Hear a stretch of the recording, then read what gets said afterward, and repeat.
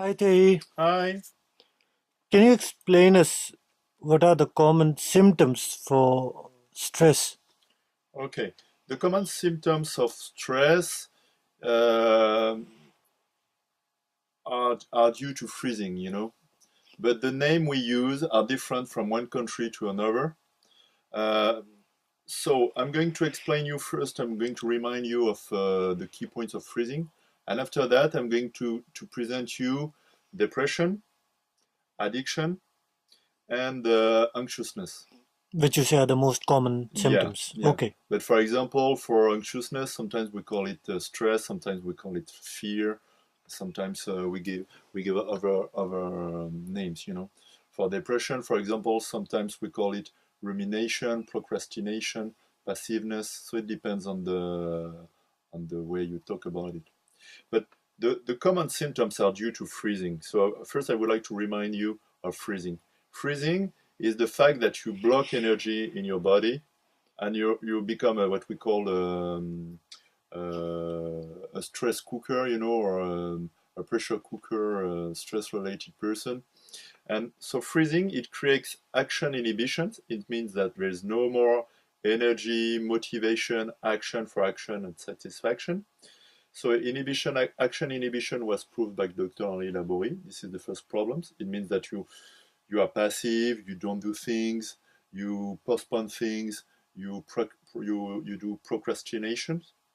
And the another problem due to freezing is emotional repression. It means that you don't feel things and you have emotional anesthesia. Most people will not tell you that they feel confused, they feel emotional chaos, they feel all inside or emptiness or void. But you must know that 1 out of 10 person does not feel nearly nothing. It means that they are totally frozen. It means that one way to say that is that they don't have any heart, or they don't have any feeling, sensation, but they are very, very, very frozen. Okay, so this is one very common problem. But this person, they don't go to the doctor to say I don't feel anything. Doctor will say, wow, you are heartbroken. No, they are just frozen, and they just suffer from sensation anesthesia, which is a problem to get satisfaction, to get happiness, because you don't feel anything. Okay. But this is a solution not to feel depressed or not to feel pain, because you don't feel anything. You feel lonely, you feel a hole, you feel a void, but you don't feel anything.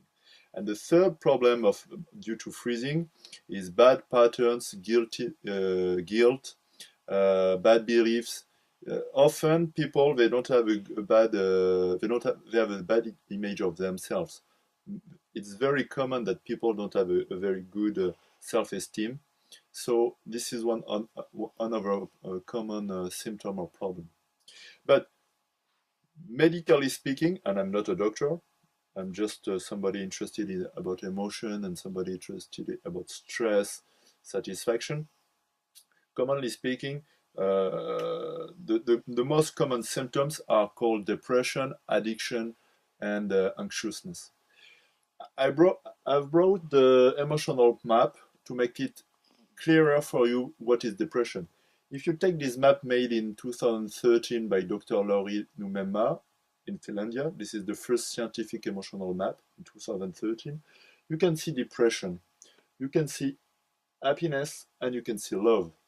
You can see clearly here that in happiness and love, you have body contact, you have emotional contact, you have feeling, you have sensation, you feel satisfaction. In depression, look the color. You can clearly see that there's no energy, there's no contact, there's no emotional contact. It's a lack of vital energy. So depression is I call it so often non-expression. This is a lack of life expression. It means that energy is blocked, energy is frozen, and here you can really see it. After that, it's going to create problems in the mind. For example, it's going to create rumination, will feelings that you feel guilty, or you've got rage, or you've got resentment. you've got ideas, all the same, blah, blah, blah, blah, blah, blah, blah. You've got bad interpretation, bad rumination, bad associations, okay? Bad belief, what we call. We call it also patterns, you know, bad mental patterns. So depression can be blocked in the mind with rumination. It can be blocked in the body with procrastination, passiveness. You don't do things, you postpone, you waste your time, blah blah blah. And it can also be anesthesia. It means that you don't feel any pleasure, which is not very let's say happy. I'm going to say like that. So this is depression. Second is addiction. Addiction. One thing. The symptoms are not the same depending on the country. For example, in France, depression is very high. Depression is 25% of the population. In other countries, depression is lower, but there are different problems. For example, violence or addictions. Violence is agitation. Violence is a rage. You know, it's a booming energy. It's a reaction because you want to do something, but you do it in a destructive way. So in France, depression is very high. In the US, for example, drug addiction is a big issue. So what is addiction? Addiction is a way to lose your freedom, to refrain from a bad habit, to get pleasure or satisfaction, or a change in your mind. I mean, addiction is flying. Flying can be with a product, can be with sugar, it can be with a drug, it can be with alcohol, but it can be also in gambling, it can be also on television, blah, blah, blah. So addiction is just a way to fill the gap inside you and to no longer feel the pain of the emotional and affective lack.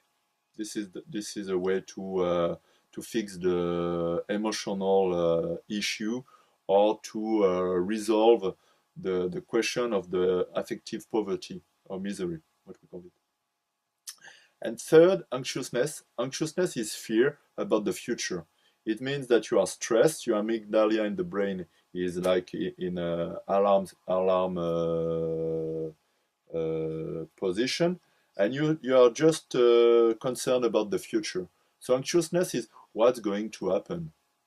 Sometimes anxiousness is, oh my God, I'm going to. When you have panic, you can think that you're going to die. You know, for example, when you are anxious because of death, it's often linked with birth